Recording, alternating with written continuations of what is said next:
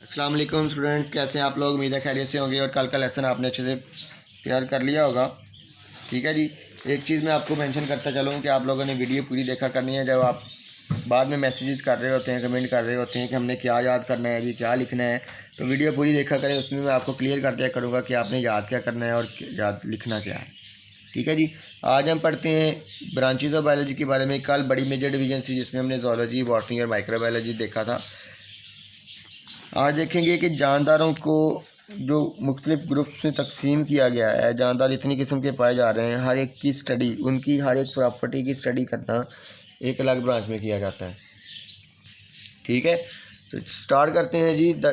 In order to study all the aspect of life this division are further divided into different branches. मुख्तलिफ property को study करने के लिए bio को मुख्तलिफ ब्रांचेस में डिवाइड किया जाता है। सबसे पहले मॉर्फो कहते हैं, मॉर्फोलॉजी है। मॉर्फो कहते हैं फॉर्म को, स्ट्रक्चर को, शक्ल सूरत, ज़ाहिरी शक्ल सूरत।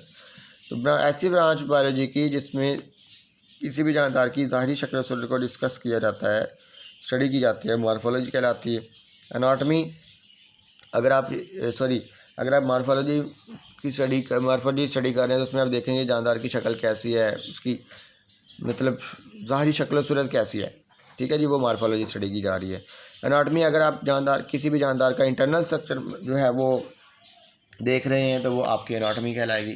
जैसे कि आप इंटरनली, आप जो एक डॉक्टर है वो इंटरनली एक जानदार को ऑब्ज़र्व करता है, एक ह्यूमन को ऑब्ज़र्व करता है, तो आप एनाटॉमी स्टडी कर रहे हैं। उसके बाद हिस्टोलॉजी, हिस्टोर कहते हैं टिश्यू को। The microscopic study of tissue is called histology. ठीक है जी। इसके बाद ये साइड पे बॉक्स भी लिखा हुआ है, 2019 में ये क्वेश्चन आ चुके हैं। मॉलिक्यूलर बायोलॉजी है या इसको बायोकेमिस्ट्री भी कहते हैं। जानदारों के अंदर, या आपने केमिस्ट्री में पढ़ा है कि जानदारों के अंदर होने वाले तमाम मालिक्यूल, पाए जाने वाले मालिक्यूल्स और की स्टडी और उनके अंदर होने वाले रिएक्शन की स्टडी जो है वो मॉलिक्यूलर बायोलॉजी या बायोकेमिस्ट्री कहलाती है। जिसमें कौन से मॉलिक्यूल ऑफ लाइफ हैं, water, protein, carbohydrate, lipid and nucleic acid. ये आप एक गलती करेंगे जब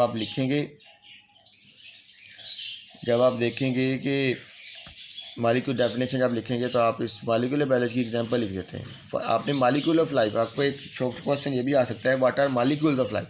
तो मॉलिक्यूल्स ऑफ लाइफ की ये एग्जांपल आ जाएगी, water, protein, carbohydrate, lipid and nucleic acid. और molecule of life not are the example of molecular biology. तो इस चीज़ का आपने ध्यान रखना है। उसके बाद सेल बायोलॉजी है।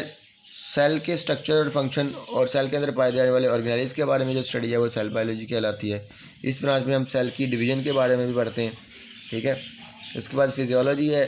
फिजियोलॉजी में जानदारों के इस फंक्शन को, उनके पार्ट्स के, लिविंग ऑर्गेनिज्म के पार्ट्स के जो फंक्शन हैं उनकी स्टडी जो है वो फिजियोलॉजी, फिजिकल स्ट्रक्चर से है। ठीक है। उसके बाद जेनेटिक्स आ जाती है, the study of gene and the role in inheritance. Genetics आप पीछे भी बढ़ते आ रहे हैं, जीन के बारे में इल्म। जीन क्या है? हमारा डीएनए।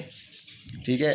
डीएनए के जरिए से इनहेरिटेंस हो रही है, मतलब कैरेक्टरिस्टिक्स ट्रांसफ़र हो रही है आगे, जेनेटिक्स कहलाती है। Inheritance means the transfer of character from one generation to the other. Embryology, it is a study of the development of an embryo to a new individual. एक जानदार बनना किससे? एक एम्ब्रियो से। जब एक एग और स्पर्म फ्यूज़ होते हैं, आपस में मिलते हैं, फर्टिलाइजेशन होती है, तो क्या बनाते हैं? एक एम्ब्रियो बनाते हैं, जाइगोट बनाते हैं। और जाइगोट फिर एम्ब्रियो बनता है आहिस्ता आहिस्ता डेवलपमेंट के साथ, और फिर वो एम्ब्रियो जो है वो एक पूरा इंडिविजुअल बनता है। इस सारे की स्टडी जो है वो एम्ब्रियोलॉजी कहलाती है। ठीक है। और आगे टैक्सोनॉमी है, जानदारों की classification, the study of the naming and classification of organism into groups and सब ग्रुप्स। जानदारों को नेम देना, उनको ग्रुप में तकसीम करना, उनकी क्लासिफिकेशन करना, ताकि उनको पढ़ना, उनको समझना आसान हो जाए टैक्सोनॉमी में। ये भी 2019 में जो है वो शॉर्ट क्वेश्चन में आ चुका है। यहाँ तक आपने ये सारी ब्रांचेज अभी तक याद करनी है। लिखने वाला काम मैं आपको कल दूँगा। ये ब्रांचेज सारी आपने याद करनी है। अल्लाह हाफिज़।